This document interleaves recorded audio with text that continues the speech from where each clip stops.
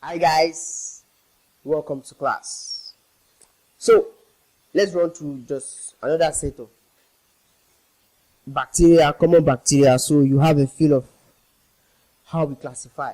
So as a way of revision, don't forget Microbacterium, gram variable, rod shaped, aerobic, and similar to fungi in that it forms continuous branching. And a common example under that genus of bacteria is Microbacterium tuberculosis, which causes the TB, tuberculosis, commonly called TB. And we have Mycoplasma, lacks a cell wall, but still structurally resistant to lysis. Gram variable is also, it could be rod, it could be spherical shape, and it's also aerobic.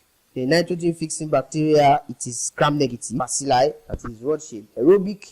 And an example under a genus under that group of bacteria, the common one is Azotobacter. Now, of course, you know Vibrio. Yeah, Vibrio. You should know that as well, because the Vibrio is what genus that contains the species that causes cholera.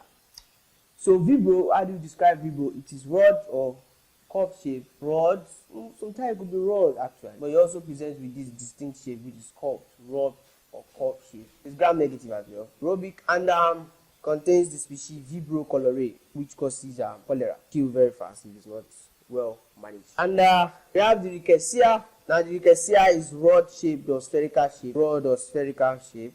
Aerobic, and it causes the Rocky Mountain. This Rickettsia is responsible for causes the Rocky Mountain spotted fever. The Rocky Mountain spotted fever. Finally, we have the spirochete. Now the name kind of give it away. Why? Spiral shape, and is a facultative anaerobe. It says that either way is happy, oxygen, absence of oxygen, is still happy, and it's characterized by very rapid growth because of certain internal structures. So, characterized by rapid growth. Spirochetes are characterized by rapid growth. They are facultative anaerobes, spiral shaped, characterized by rapid growth.